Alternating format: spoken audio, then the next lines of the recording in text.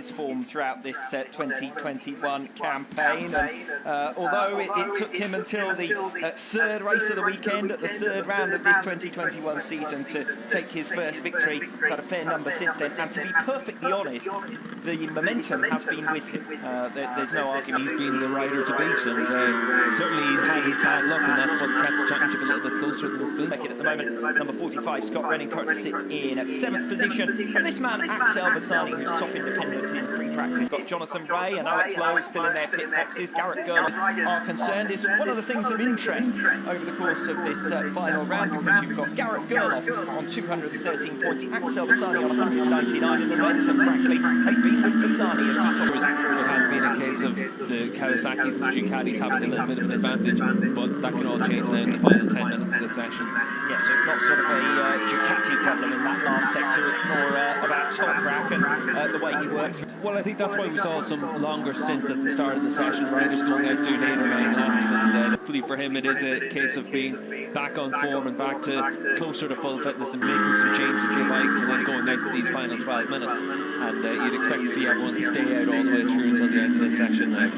I think you're going to see a big moment there as he backshifts down in towards those ever-tightening right-handers at the end of the lap, and for Van der Mark he's able to at least live to fight another 5.04 for Reading. So the standings now with just over 10 minutes remaining. Razgatlioglu 9/10 clear, Rinaldi second fastest, Bassani third fastest, Jonathan Ray fourth, and Scott Redding fifth. A fair number of Ducatis up towards the front of the field. Yeah, that really does suit it, and the reason for that is we're going to have really high track temperatures. We're at 63 degrees track temperature at this point, and it's only going to get hotter through the rest of the day. If you think back to the likes of Misano, it's uncomfortable right from the moment you wake up. It's already the temperature right up there. Well, I think the humidity meter is definitely broken, because it's only saying 58, and it certainly feels a lot body to cool down after you've been out on track. That's why we're going to see the riders with their little paddling pools out the back of the garages, and they'll get straight into that once they finish a session, bring down their body temperature, get themselves cool, and start the recovery process, because that's one of the big challenges that you have to go racing,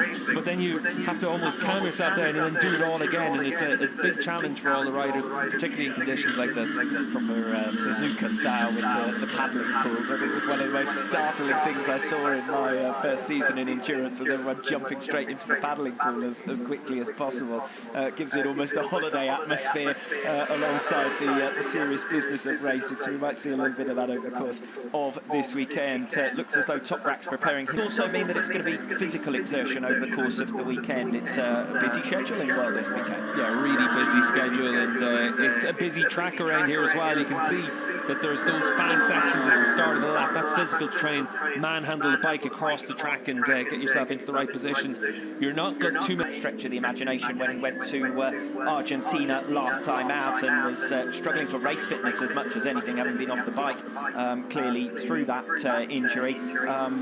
He might be among the riders packed. Always in the middle of race weekends, the gap between race weekends, they're training hard, they're all out cycling or hiking or running or one thing after the other, and I think here in Indonesia we've seen quite a few of them out swimming. It was an interesting way to get himself ready, but it worked. He had a great weekend in Portimao. Yes, anyone who'd been criticising him prior to that weekend for the decision to exert himself between two rounds quickly had to eat humble pie after a break. Blue just getting up and running his latest flying lap. 1 minute 36.260 at the moment is Toprak's time. That's the one to beat. Second fastest is with Alex Lowe. The gap now has been cut to less than 0.4 of a second between Toprak and the rest. So the latest stint for the Kawasaki men going well. Isaac Vignala's up in third position with a 1:37 flat, and then Axel Bassani, Michael Rinaldi, Scott Redding and Jonathan Ray, your top 7. Yeah, what's interesting in the last couple of laps is that we've seen a lot of riders make that step in the final sector as well. Those only 1/10 of a second slower than Toprak in that final sector.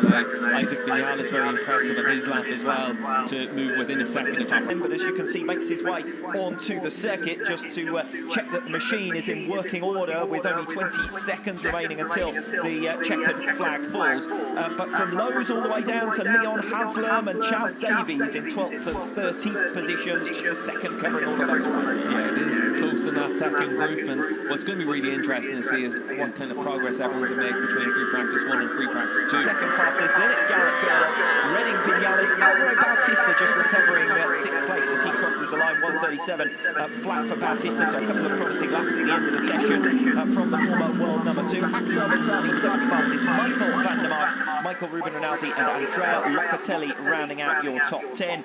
Jonathan Ray completes his installation lap and he'll see the checkered flag. Yeah, and Andrea Locatelli was the busiest rider out there as well. Looks like he's going to do 21 laps in this session himself, and Tito Rabat. And Toprak put in a lot of laps as well, 19 laps, and you'd imagine when you look at the time there from Alex Lowe's at 36.5, Toprak's going to have quite a few laps faster than that as well. When we see the session analysis at the end of the session, that's where we're really going to be able to see just how strong Toprak's been. It hasn't been one lap, I'd say you're looking at 5 or 6 laps that have been faster than anyone else. You mentioned previously the crash for Tom Sykes in the second sector earlier on in the session. He made his way back to the pits as Toprak Razgatlioglu proves himself a real master of balance on the front wheel. He's like a performing seal at times, this man, isn't he? And he might have some more celebrations in store for us if he can claim the world title this weekend, which could be as soon as tomorrow. Well, I'll be honest, no matter what Toprak's title celebrations could potentially be, they're not going to be anywhere near as spectacular as he is out in the racetrack, because